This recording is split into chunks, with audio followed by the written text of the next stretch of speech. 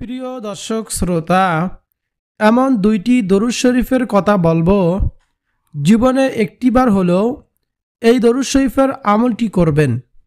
নবীজি সাল্লাল্লাহু আলাইহি ওয়াসাল্লাম বলেছেন, এই দরুদ শরীফের আমলটি যদি আপনি করতে পারেন, পৃথিবীর মধ্যে সবচেয়ে সুখী মানুষ আপনি হবেন। সুবহানাল্লাহ। কোনো কিছুর অভাব অনটন আপনার কাছে থাকবে না।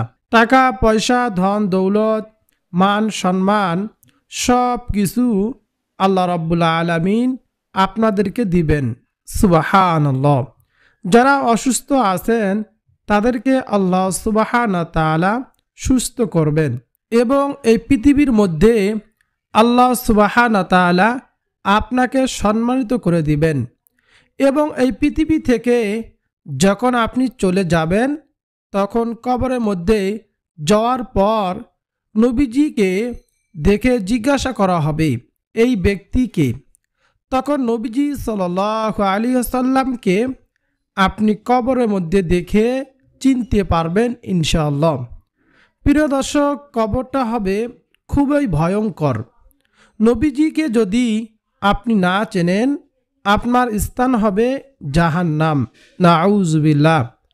আর আপনি এই দরুদ শরীফের আমলটা যদি করতে পারেন তাহলে অবশ্যই নবীজিকে কবরের মধ্যে দেখে চিনতে পারবেন ইনশাআল্লাহ এবং বলতে পারবেন ইনি হচ্ছে আমার নবী, বিশ্ব নবী, আখিরি নবী, নবী মুহাম্মদ রাসূলুল্লাহ সাল্লাল্লাহু আলাইহি ওয়াসাল্লাম।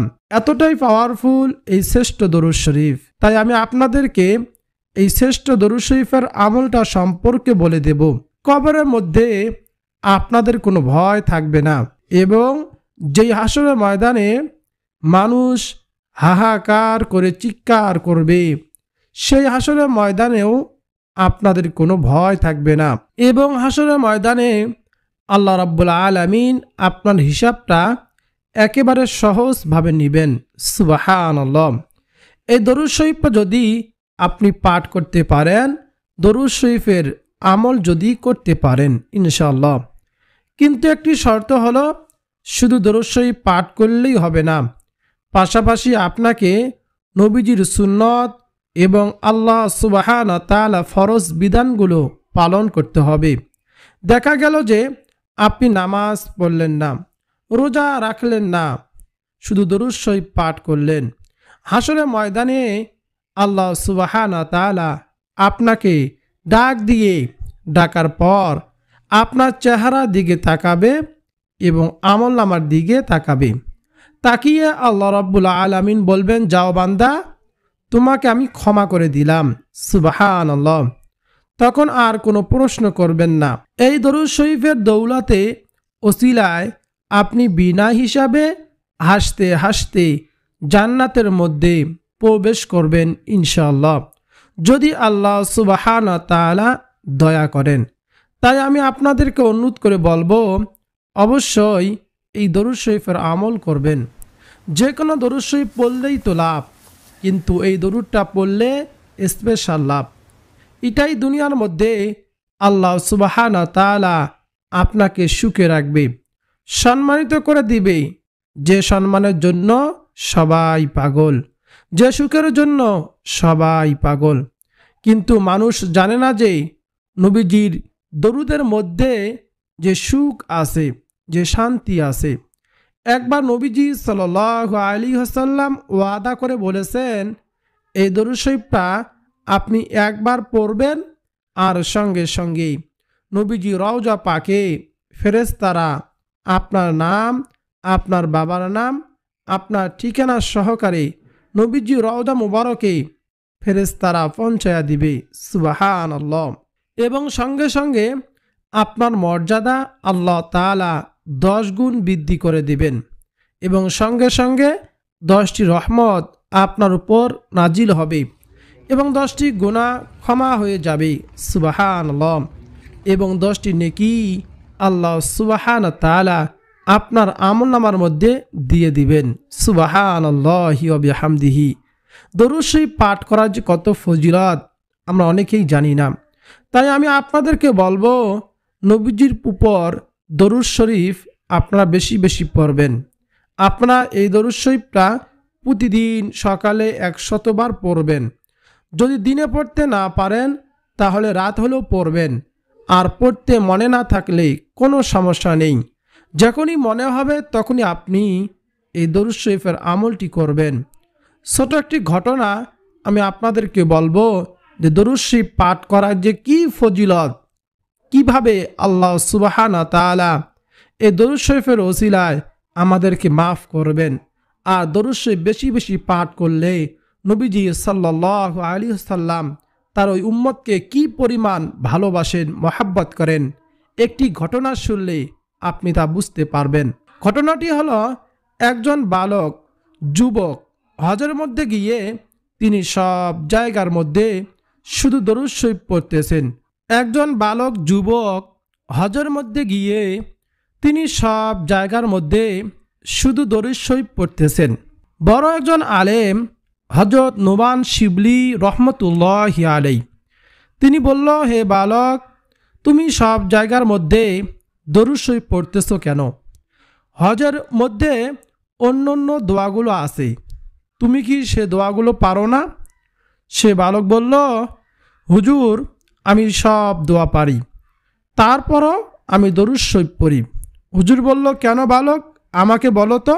তখন সেই বালকটি বলল, হুজুর, আপনি তো জামানার সবচেয়ে বড় আলেম এবং ভালো লোক, এজন্য আপনার কাছে বলছি। আমি দরুদ শরীফের যেই পাওয়ার, যে শক্তি দেখেছি, যে ফজিলত দেখেছি, অন্য কিছুর মধ্যে আমি এত শক্তি, এত পাওয়ার, এত ফজিলত দেখিনি। তখন সেই বালকটিকে হুজুর বলল, আচ্ছা বলো তো দেখি, দরুদ শরীফের মধ্যে তুমি কেমন শক্তি, কেমন পাওয়ার দেখেছো? তিনি বলল, অর্থাৎ সে বালকটি বলল, আমার বাবার সঙ্গে আমি হজের মৌসুমের সময় কাফেলার সঙ্গে আমরা হজ করতে আসতেছিলাম। আসার সময় পথিমধ্যে আমার বাবা হঠাৎ করে অসুস্থ হয়ে গেল। অসুস্থ হয়ে যাওয়ার পর আমাদের যাত্রা বিরতি করলাম, সেখানে আমরা অবস্থান করলাম। আমার আব্বা অসুস্থ দেখি দিন দিন এবং সময় সময় আরও বেড়েই চলতেছে, অসুস্থ দিন দিন বেশি হতেছে।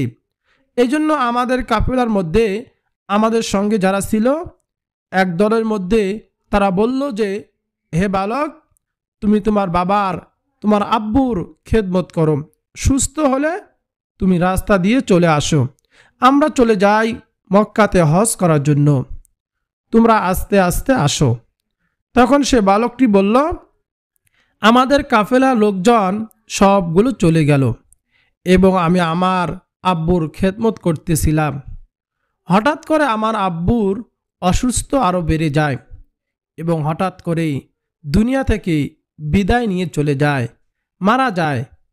আমি দেখলাম হুজুর, আমার বাবার চেহারাটা কালো কুচকুচে হয়ে গিয়েছে, বিকৃত হয়ে গিয়েছে, খারাপ হয়ে গিয়েছে। আমি দুশ্চিন্তায় পড়ে গেলাম, হায় রে, এমন একটি জায়গায় মরুভূমির মধ্যে আমার আব্বুর এই অবস্থা, আশেপাশে কোনো মানুষও নেই। যদি কোনো মানুষ দূর থেকে এসে দেখে আমার আব্বুকে এমন খারাপ হয়েছে, চেহারাটা বিকৃত হয়ে গিয়েছে, কালো হয়ে গিয়েছে চেহারাটা, তখন মানুষ কি মনে করবে?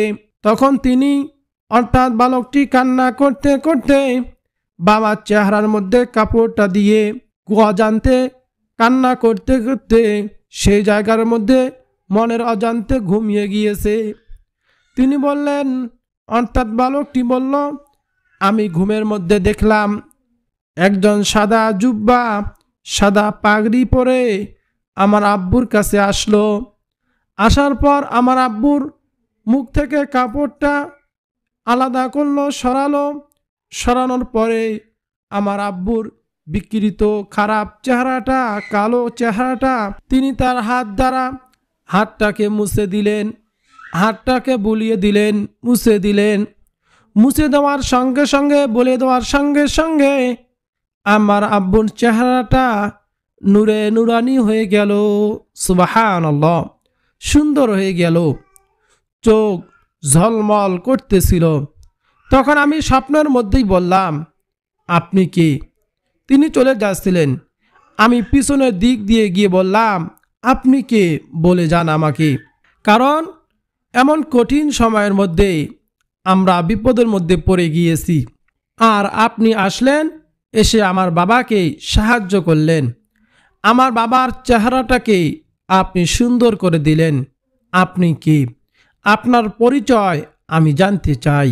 তখন তিনি বললেন, অর্থাৎ ওই সাদা জুব্বা পাগড়ি পরা, তিনি বললেন, আমি আর কেউ নই, আমি হলাম বিশ্ব নবী, আখিরি নবী, নবী মুহাম্মদ রাসূলুল্লাহ সাল্লাল্লাহু আলাইহি ওয়াসাল্লাম। তখন সেই বালকটি তিনি বললেন, আপনি কেন এসেছেন ইয়া রাসূলুল্লাহ?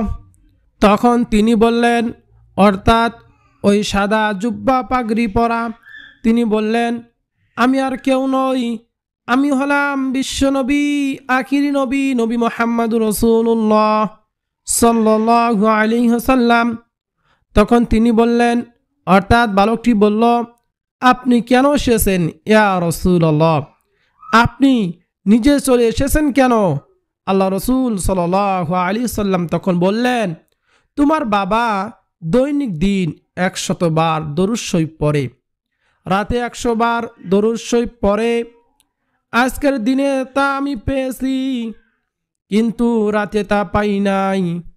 ফেরেশতাদেরকে জিজ্ঞাসা করলাম, ফেরেশতারা তখন বলল, আপনার সেই আশেক, আপনার সেই ভক্ত যে দরুদ শরীফ পাঠ করে, আপনার উম্মত সে তো খুব বিপদের মধ্যে আছে, দুনিয়ার মধ্যে ভালো আমল করে নাই, এই জন্য তার চেহারাটা পাল্টিয়ে গিয়েছিল, বিকৃত হয়ে গিয়েছিল, এজন্য মৃত্যুবরণ করার কারণে এজন্য রাতের দরুদ শরীফটা সে পাঠাতে পারে নাই। এই জন্য আপনার আব্বুর বিপদের মধ্যে পড়ে গিয়েছে, আমলে তেমন ভালো ছিল না, তারপরও দরুদ শরীফ পড়তে কখনো ভুলেনি। তার জন্য আমি রওজা থেকে চলে এসেছি, সুবহানাল্লাহি ওয়া বিহামদিহি, আমার প্রিয়কে, আমার আশেককে উপকার করার জন্য, সাহায্য সহযোগিতা করার জন্য। সুবহানাল্লাহ। তারপরে আল্লাহ রসুল সাল্লাল্লাহু আলাইহি ওয়াসাল্লাম চলে গেলেন। এরপর সেই যুবক বলল যে হুজুর, আমি এরপর থেকে বুঝতে পারলাম দরুদ শরীফের মধ্যে যে কি ফজিলত, কি বরকত, আর এর থেকে আমি দরুদ শরীফ পাঠ করতে কখনো ভুলিনি, কখনো ছাড়িনি। প্রিয় দর্শক শ্রোতা, এরকম অসংখ্য ঘটনা আমাদের মাঝে রয়েছে, অসংখ্য ঘটনা আমরা জানতে পারি দরুদ শরীফ পাঠ করে দুনিয়াতে ফল পেয়েছে। এই দরুদ শরীফ পাঠ করে দুনিয়াতে কেউ ঠগে নাই, আমরাও ঠকব না ইনশাআল্লাহ। প্রিয় দর্শক শ্রোতা, আল্লাহ সুবহানাহু ওয়া তাআলা পবিত্র কোরআন মাজিদে বলেন যে আমি আমার ফেরেশতাদেরকে সঙ্গে নিয়ে দরুদ পাঠ করি। নবীজি সাল্লাল্লাহু আলাইহি ওয়াসাল্লামের উপর দরুদ পাঠ করেন স্বয়ং আল্লাহ সুবহানাহু ওয়া তাআলা। প্রিয় দর্শক, নবীজি সাল্লাল্লাহু আলাইহি ওয়াসাল্লাম হাদিসের মধ্যে বলেন যে উম্মত তোমরা শোনো, আমার উপর বেশি বেশি দরুদ শরীফ পাঠ করে আমি নবীকে সেই হাসরের ময়দানে সুপারিশ করার জন্য, শাফায়াত করার জন্য সহযোগিতা করো। সুবহানাল্লাহি ওয়া বিহামদিহি। এজন্য আমরা বেশি বেশি দরুদ শরীফ পাঠ করব। প্রিয় দর্শক, এখন কথা হলো, যে কোনো দরুদ শরীফ পাঠ করলে আপনার মর্যাদা বেড়ে যাবে, সওয়াব পাবেন। আজকে যে দরুদ শরীফটি আমি আপনাদেরকে শিখিয়ে দেব, এটা 100 বার করে হলেও জীবনে কমপক্ষে একবার হলেও আপনি আমল করবেন। যদি পারেন প্রতিদিন পড়বেন, এটা আমাদের জন্য অনেক ভালো হবে, আমরা অভ্যাসে পরিণত করব। প্রত্যেক দিন 100 বার করে কমপক্ষে দরুদ শরীফ পাঠ করব। যদি না পারেন, আপনার যখনই মনে চাইবে তখনই এই দরুদ শরীফটি পড়বেন। আর সেই দরুদ শরীফটি হলো, আল্লাহুম্মা সাল্লি আলা মুহাম্মাদিন আবদিকা ওয়া রাসূলিক ওয়া সাল্লি আলাল মুমিনিনা ওয়াল মুমিনাত ওয়াল মুসলিমিনা ওয়াল মুসলিমাত। প্রিয় দর্শক, আমি আবারও বলছি, দরুদ শরীফটি ভালো করে শুনবেন। আল্লাহুম্মা সাল্লি আলা মুহাম্মাদিন আবদিকা ওয়া রাসূলিক ওয়া সাল্লি আলাল মুমিনিনা ওয়াল মুমিনাত ওয়াল মুসলিমিনা ওয়াল মুসলিমাত। এই দরুদ শরীফটি আপনারা সকালে 100 বার, সন্ধ্যা 100 বার পাঠ করবেন। যদি 100 বার করে পাঠ করতে না পারেন, যখনই মনে হবে কাজের ফাঁকে ফাঁকে আপনারা পাঠ করবেন।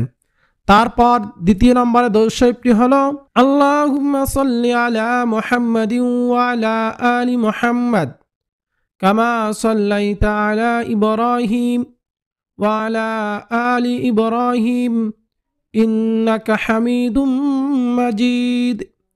আল্লাহুম্মা বারিক আলা মুহাম্মাদ ওয়া আলা আলি মুহাম্মাদ কামা বারাকতা আলা ইব্রাহিম ওয়ালা আলি ইব্রাহিম ইন্নাকা হামিদুম মাজিদ। এটা হলো দরুদ ইব্রাহিম। এই দরুদ শরীফটি আপনারা পাঠ করবেন সকাল সন্ধ্যায়। যদি পড়তে না পারেন এই দুইটি দরুদ, তাহলে সব থেকে ছোট দরুদ, সংক্ষিপ্ত দরুদ সাল্লাল্লাহু আলাইহি ওয়াসাল্লাম। আপনি বিপদের মধ্যে পড়েছেন, আপনি বেশি বেশি দরুদ শরীফ পাঠ করুন। আল্লাহ সুবহানাহু ওয়া তাআলা তৎকালীন আপনাকে বিপদ থেকে উদ্ধার করবেন। বলুন না সুবহানাল্লাহ। প্রিয় দর্শক, ইকিন নিয়ে, বিশ্বাস নিয়ে আমলটি করে দেখুন। আপনি খুব অভাবে আছেন, বিপদের মধ্যে পড়ছেন, আপনি তখন এই দরুদ শরীফ পাঠ করুন। দেখবেন আল্লাহ তাআলা গায়বী সাহায্যে আপনাকে বিপদ থেকে উদ্ধার করবে, আপনাদের রিজিকের ব্যবস্থা করবে, ব্যবসা বাণিজ্যে আল্লাহ সুবহানাহু ওয়া তাআলা বরকত দান করবেন। সুবহানাল্লাহ। এই পাওয়ারফুল দুইটি দরুদ আপনারা নিয়মিত 100 বার করে পড়বেন। যে কোনো সময় মনে চাইলে এই দরুদটি পাঠ করবেন। টাকা পয়সা, ধন সম্পদ আপনার চতুর্দিক থেকে আল্লাহ রাব্বুল আলামিন আপনাকে দিয়ে দিবেন ইনশাআল্লাহ। প্রিয় দর্শক শ্রোতা, এই দরুদ শরীফের আমল অবশ্যই করবেন। প্রিয় দর্শক, ভিডিও যদি আপনার উপকারে আসে অবশ্যই ভিডিওতে লাইক করবেন, কমেন্টে আমিন লিখবেন এবং চ্যানেলটি সাবস্ক্রাইব করে পাশে থাকা বেল বাটনটি অন করে রাখবেন। আর ভিডিওটি শেয়ার করে ছড়িয়ে দিবেন, যাতে সকল মুসলিম ভাই ও বোনেরা শিখতে পারে। আর যদি কেউ আমল করে, আল্লাহ সুবহানাহু ওয়া তাআলা আপনাকে এই ওসিলায় জান্নাত দান করতে পারেন, আমাকে এই ওসিলায় কিয়ামতের মাঠে মাফ করে দিতে পারেন। সকলে বলি সুবহানাল্লাহ। এজন্য দিন প্রচারের স্বার্থে, ইসলাম প্রচারের স্বার্থে অবশ্যই চ্যানেলকে সাবস্ক্রাইব করে রাখবেন আর ভিডিওটি লাইক করবেন, শেয়ার করে ছড়িয়ে দিবেন।